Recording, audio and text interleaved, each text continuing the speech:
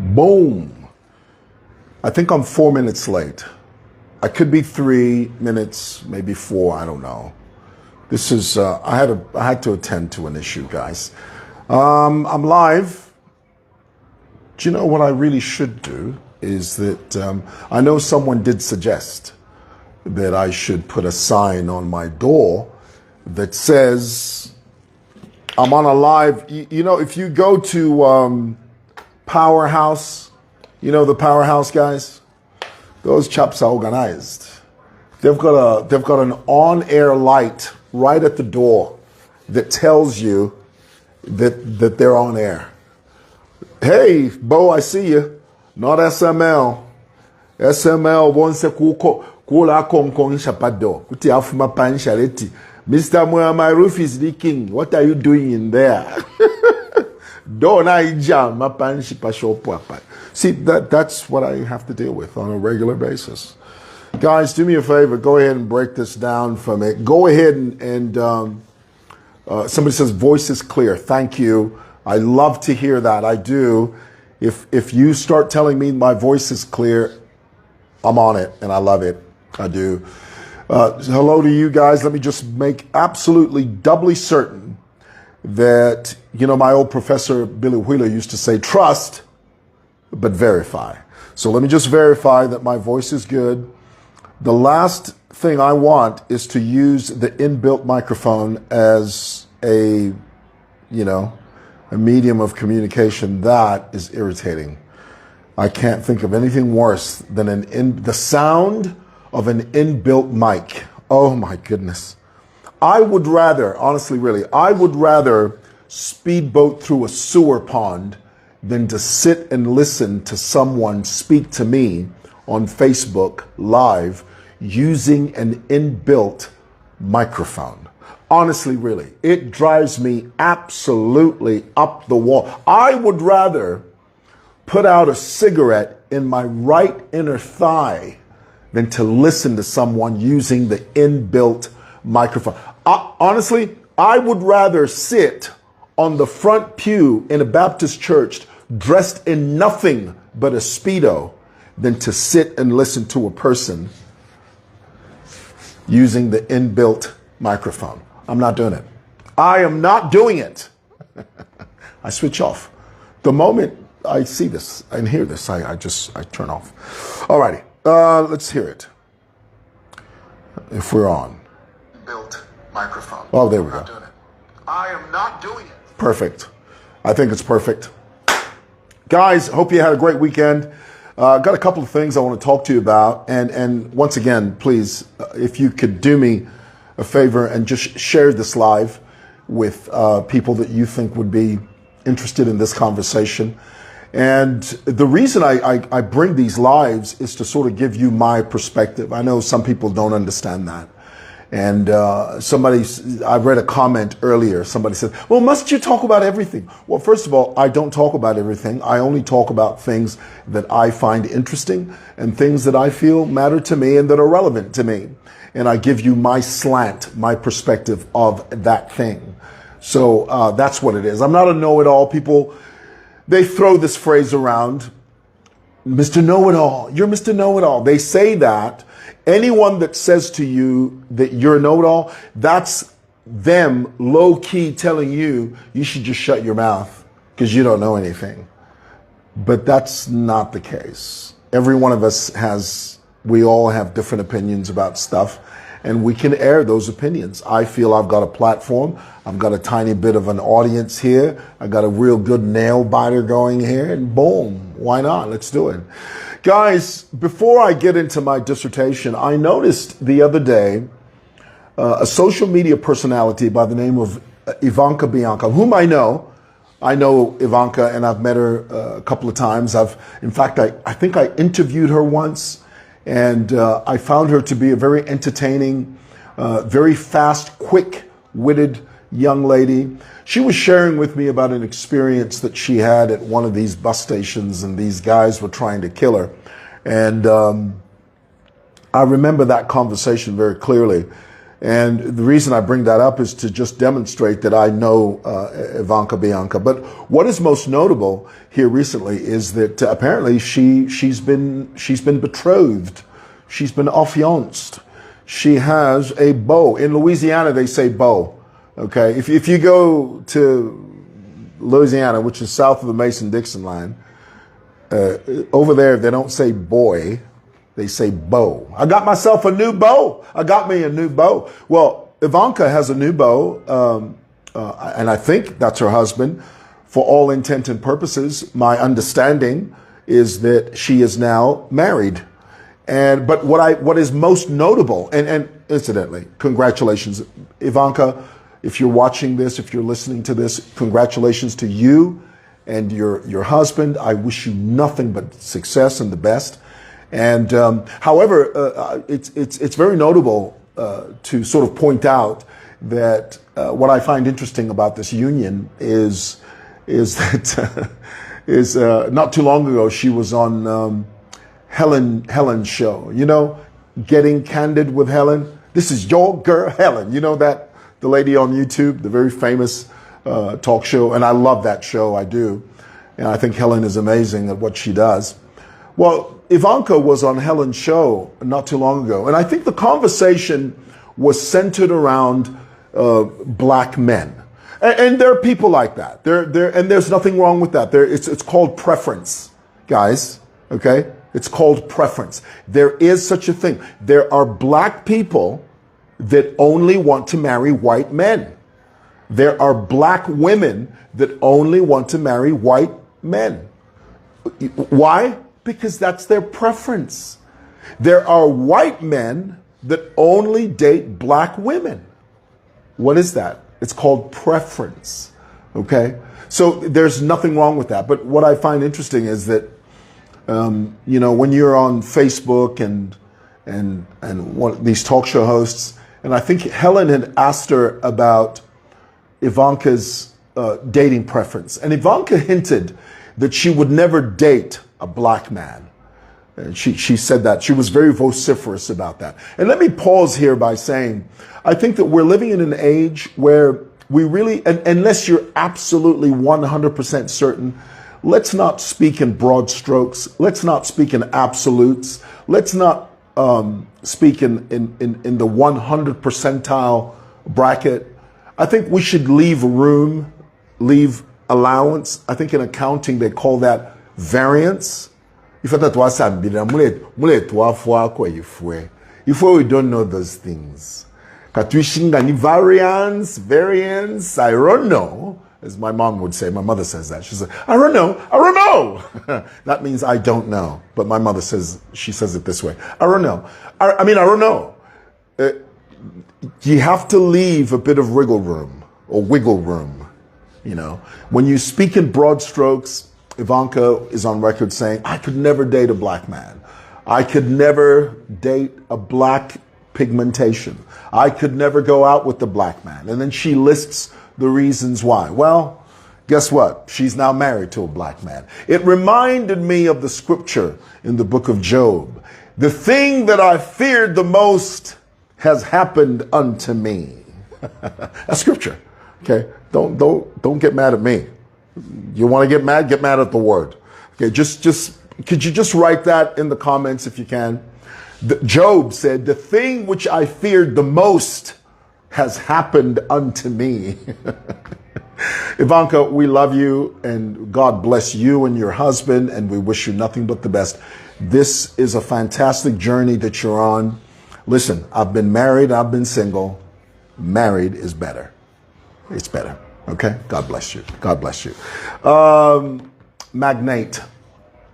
First of all, many of you, all you need is a bit of education. That's basically what you need. You just need a bit of extra time in class.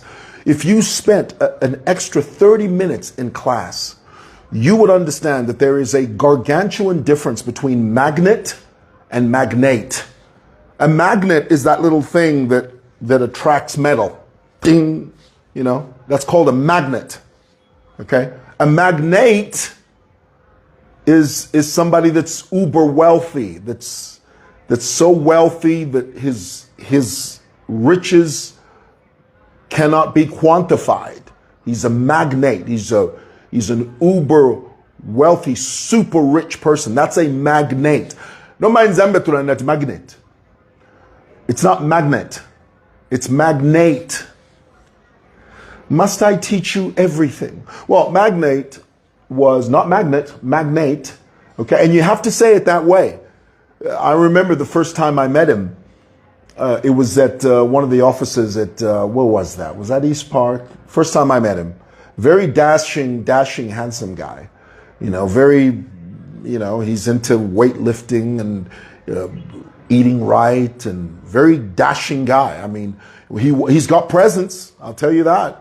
He's got lots of presence. When he walks into a room, just as cool as he pleases, everybody pays attention. That's the type of aura he has. So when he walked into the shop, I sort of felt him before I saw him, because, you know, I felt the wind blow into the shop a bit, and I'm thinking, what is that? I look around, boom, it's him. It's Magnate. So the first thing I said to him, I said, you pronounce your name wrong. I said, this name that you've called yourself, it's not Magnate, it's Magnate. The guy proceeds to argue with me. He starts to try to justify his pronunciation, nay, his mispronunciation of his own name. I said, no, man, it's not Magnate, it's Magnate. So, you know, we decided to agree to disagree, okay? But it's Magnate. Anyway, Magnate. Now, as far as I know, please correct me if I'm wrong, as far as I know, he's not married, although he does have a child with a lady. So he's got a baby mama. But as far as I know, I don't think he's married. I don't think he's walked down the aisle. Please tell me in the comments below, is that correct, or do I have that wrong? Tell me in the comments, is he actually married? Meaning, did he have a wedding ceremony? Did he stand before a pastor or a priest and say, for better, for worse, for richer, for poor, in sickness and in health? People just say those things. They have no idea what they're getting into when they get married. They think that those words are pretty. Those aren't pretty words. Those words are steeped in utter commitment, mate. It means come hell, come high water. Of course, within a certain framework, within reason. I mean, if your husband is bludgeoning you to death, if he's beating you within an inch of your life, get rid of him, okay? So for better, for worse doesn't apply in that case. So anyway, so I don't know. Tell me in the comments, is Stacey B, I see you. How are you, Stace? Is he married? Because what I'm about to say is predicated on that, okay? So let me put it this way. If he's not married, then his advice is sort of tepid. Do you know the word tepid? Tell me in the comments if you know the word tepid. Tepid. Can any one of you, one of you all, Stacey B, Bo Allen, Joseph Chishimba from Solihull, England, one of you guys, could you just say on there, just define the word tepid for me? Tepid means lukewarm. I'll never forget years ago, some of you may have known him. His name was, I forget his name. He was a white man. I forget his name years ago. It'll come to me. I used to do this radio show. This was about 25 years ago. I used to do a radio show, and I used to, actually it was about 27 years ago. This was 2 years before I actually got married. And I was giving some advice, and this man heard my radio address, and him and I were talking, and he said to me, he said, are you married? I said, no. He says, well, why the hell are you giving marriage advice if you're not married? I said, no, these are practical lessons that all of us should know. He says, no. Strictly speaking, it is not, it's not accurate for you. It's not practical for you to give marriage advice if you're not married. It's like Eubanks. You know Eubanks Sr.? He famously said, we're living in an age now where PE teachers are teaching people how to become boxers. He says a PE teacher can't teach you how to be a boxer. Only a fighter can teach you how to fight. Did you catch that? Let me say that again because I think that's important. Chris Eubanks Sr. was in an interview and he said, look, these days, there are kids that are going to gyms learning how to become boxers from PE teachers. Chris Eubanks Sr. said a PE teacher, a physical education teacher, cannot teach you how to fight. He can't teach you how to box. He can't teach you how to be a warrior. He can't give you the intricate nuances of being a warrior in the ring. The only person that can really, truly, authentically teach you how to fight is another fighter. You know why? Because he's been there. He's got the bruises and the scars to show for it. He's a fighter. He's a warrior. And so when he gives you advice and he teaches you how to duck, bob and weave, how to jab, how to uppercut, he knows all of that. Why? Because he has lived it. Simon, what the heck is your point? My point is Magnate, as far as I know, is not married. So why the heck is he giving people marriage advice? Who the hell is he to stand up and say, no, you need to marry this type of girl and that type of girl? And what's the deal with talking about women's behinds? There are people who like that.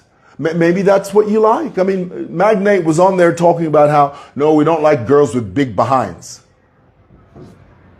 Well, maybe you don't like girls with big behinds, but there are a lot of people out there. Honey, there is a whole world of men out there who love exactly that. So how dare you disdain that? How dare you disparage a physical feature that you don't like, but lots of men do? I thought that was ill-timed. And I thought he misspoke there. I thought that was a bit shallow, really. Anyway, my point is that if Magnate is not married, he doesn't know what the hell he's talking about. He doesn't know the first thing about marriage. You know. Now, if he wants to talk about baby mamas, that's a whole different story. Oh, that's a whole different kettle of fish. That's a whole different discipline. That's a whole different stratosphere. Baby mama and a wife are two different types of women. I'm telling you right now, boy.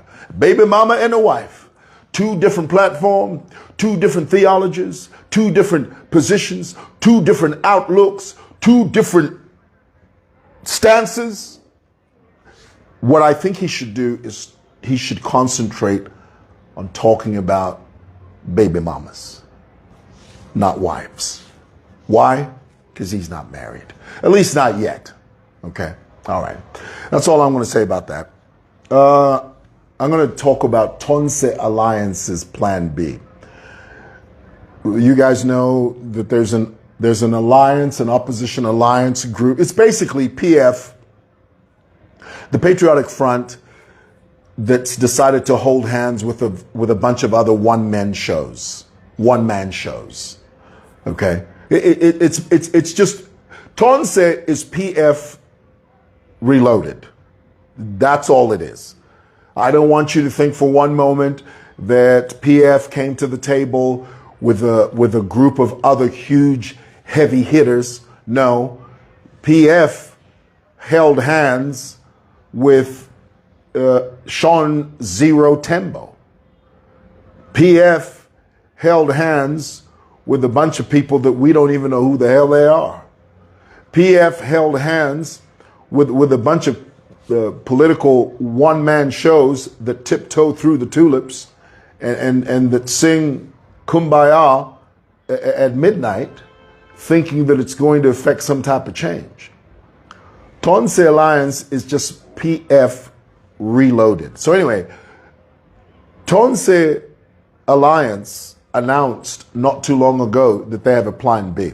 Their plan B is to spring a candidate last minute before the elections, because according to them, no, if we review our candidate now, he shall be victimized. Now, let me explain something. That type of politics is part of a bygone era. Zambian politics is no longer conducted that way. That is 90s politics. You know, it's like the rotary phone and this new phone. There was a time people used the rotary phone. Do you guys know the rotary phone? Tell me in the comments, just write in the comments, rotary phone. You know, the rotary phone was one of those phones that you had to dial it this way. It had little holes, you know, you had to dial it like that. Those are called rotary phones. There was a time in this country when rotary phones were ubiquitous. They were everywhere. That's what people used. But that time has passed now. That dispensation is dead. It's long gone. People no longer, I mean, you could use a rotary phone if you really wanted to. You could, and it could probably work. But you're sort of behind the times if you do that. So what people have now are these new things called smartphones. In the same way, in the same vein, by the same token, the type of politics Tonse Alliance is talking about when they say Plan B, where they are saying, no, we're just going to reveal a surprise candidate last minute so that he's not victimized. That is old style politics. The politics now is smartphone politics, where people want to know who you are. They're going to ask you tons of questions. The Zambian electorate now is smarter now than it was in the 90s. Now they ask you tough questions. Yeah, they'll take your money, they'll eat your food, but aside from that, they're still going to sit down and say, I'm going to have to find out exactly who you are. So where are you from? Who your mama is? Who your daddy is? What village are you from? What do you do? What's your track record? Do you pay your taxes? Are you married? How many kids you got? Have you been divorced? Why did you get divorced? Who's your wife? What does she do? Has she ever been arrested? Have you ever been arrested? And if so, what were you arrested for? How long you spend in jail? Who you hang out with? What kind of drink do you drink? Are you an alcoholic? Do you get drunk? Do you have a hold on your alcoholism?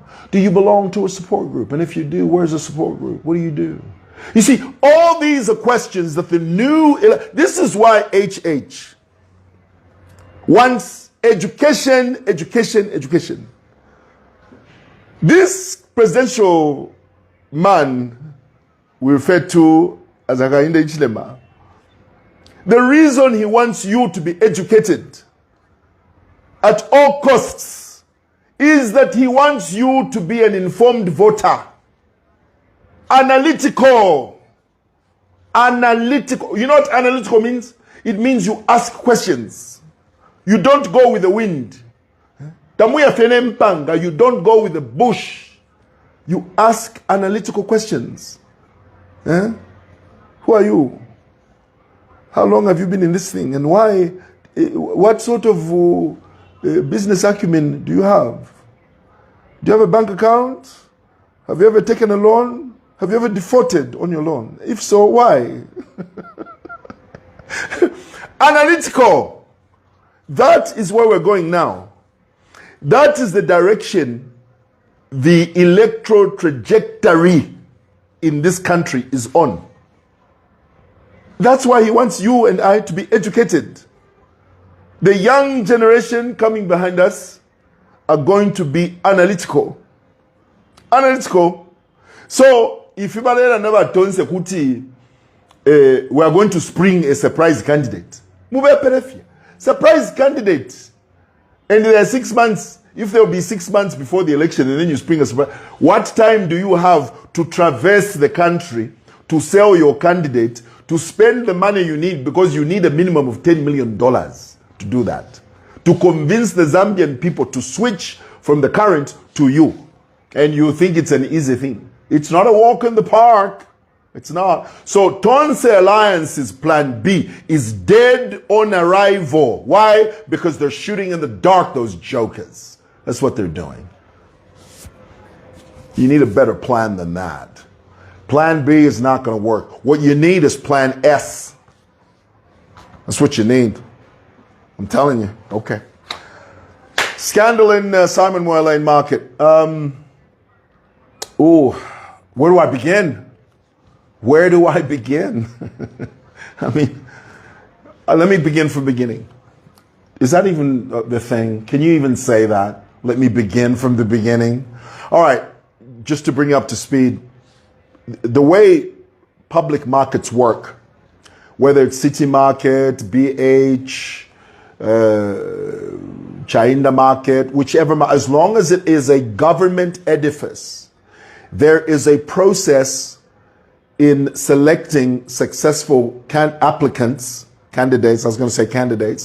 the successful applicants, the people that are selected by Lusaka City Council, namely Housing Department. There's a department at Lusaka City Council called Housing.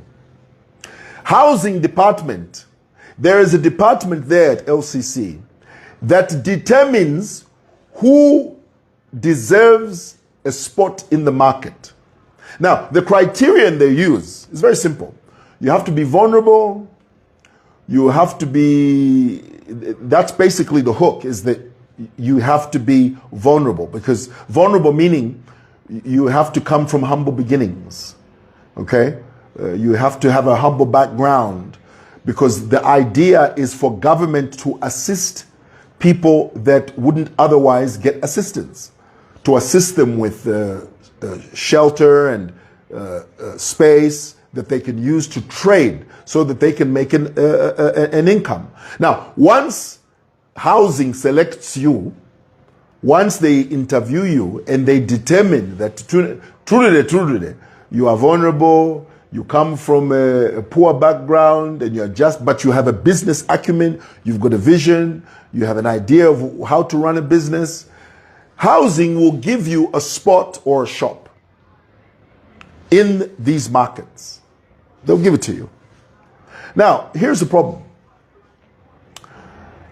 What Housing does, unfortunately, is that instead of giving the shops to vulnerable people, oftentimes they give them to people that either they know or their friends, colleagues, sometimes even relatives. When those relatives receive that letter, that offer letter from Lusaka City Council, those people who are given that space or shop to rent from the council, they sell the space or the shops. They sell them. Because the offer letter that has been received by this person doesn't even know anything about business. He doesn't even know anything. He doesn't know the first thing about running a shop in any market. The only thing he has is an offer letter. That is his ticket, so that he sells it to someone who does know something about business. Now, the other thing you must understand is that the rentals in these markets are extremely low, heavily subsidized. Please say that in the comments. Let me say it again. I want you to get what I'm saying. Get me clearly, okay? And I know what I'm saying is controversial, but hey, somebody has to say it. The rot is just, and I mean, Ministry of Health is in a mess because of this very same thing. Lusaka City Council is in an utter mess because of the same thing, okay? So let's just go wherever the evidence takes us. Chibe, if you feel. Because we've been dealing with this problem for many, many years. It started from the MMD days to today. We're grappling with the same issue. So anyway, the rental you pay once you receive an offer letter from the Lusaka City Council saying you've been given a shop at, for example, Simon Moyalane Market, and they give you a shop. I'm not talking about a stand on the floor, okay? I'm talking about the shops upstairs that have shutters and locks. They give you an offer letter, and you're the new shop owner. More than 90% of the people who have offer letters for shops at Simon Mwelane Market have not opened their shops. Why? Because they are waiting to sell them for 50, 60, 80,000 kwacha to people who do have some level of business, some understanding of a business. Now, because of that, up to date, is it up to date? To date, in Chile. Sometimes to date, the shops at Simon Mwelane Market upstairs are not occupied. If that building was a privately owned building, they open today, tomorrow it'd be 100% full. Tell me in the comments if you know what I'm talking about. If that Simon Mwelane Market was a privately owned building and they completed it, they opened today, tomorrow it would be 100% occupied. Why? Because the element of corruption is not there, would not be there. That's why I want you to really let this sink in, because I'm telling you, this is a very big problem. If you go upstairs to Simon Mwelane Market and you walk around the shops, and you wonder to yourself, you ask, no, market's na isuka. Market's na isuka. Why haven't people moved in? Munyaole Market, what used to be Munyaole Market, it's now called Mama's Market. It was built by a foreign guy. He went into a JV, a joint venture with Lusaka City Council. He walked up to Lusaka City Council and said, look, you don't have money as council. You don't have money to buy, to build a new market. You neither have the money, you don't have the discipline, you don't have the wherewithal, you don't have the business acumen. You have no tools to build a brand new market. I do. This is the foreign investor. The land belongs to you. Lease the land to me for 50, 60 years. I will build a market there. And then we share the profits. I give you a percentage of what I make. I give you your monthly cut. I keep the rest. That guy who's building Munyaole Market now,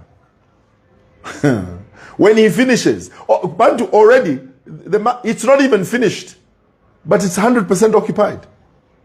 The moment he finishes, the moment he turns on the lights and says, oh, we're open for business, 100% occupied. Why? Elio, on top of that, he charges in dollars. Huh? There's a section of the market, Munyaole Market, is in dollars. Dollars, bwana. Packed full. There's no element of corruption there, because the owners, the people who are leasing that space, who have built that market, it's about business, it's about profit, it's about functionality. Now this is Simon Mwelane Market here. It's just a big white elephant. Why? Because people have been given offer letters. They know nothing about business. They are just waiting to sell the rights to operate from that premises. Now, that can take up to 1 year, 2 years. Eventually, it will be full, but not now. Unless Lusaka City Council decides, which on paper, they've said it, but they're not doing it. On paper, Lusaka City Council has written to all those people that it's there. I'm not giving you a secret. I'm telling you the truth. They've even stuck the notice on the walls. They've said, any shop owner who has received an offer letter, but you are not operating your shop, if your shop is not operational, within 2 weeks, your shop will be repossessed and given to someone else if you don't start working.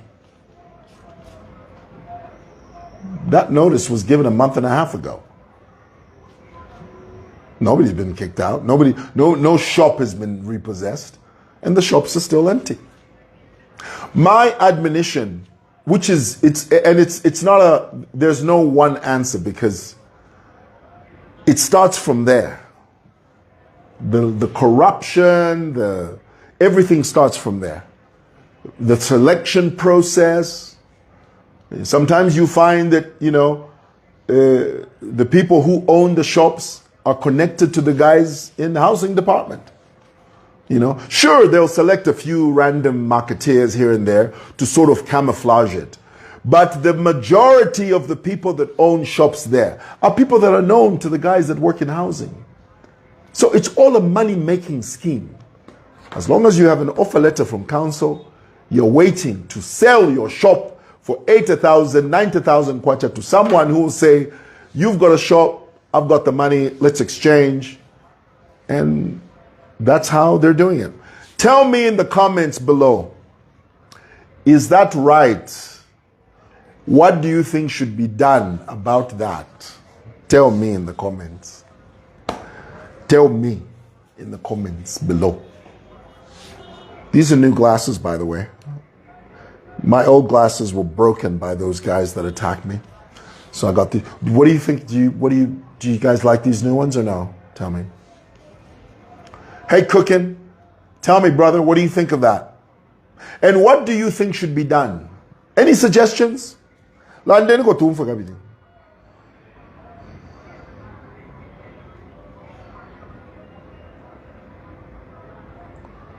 That's what we're dealing with. Zambia.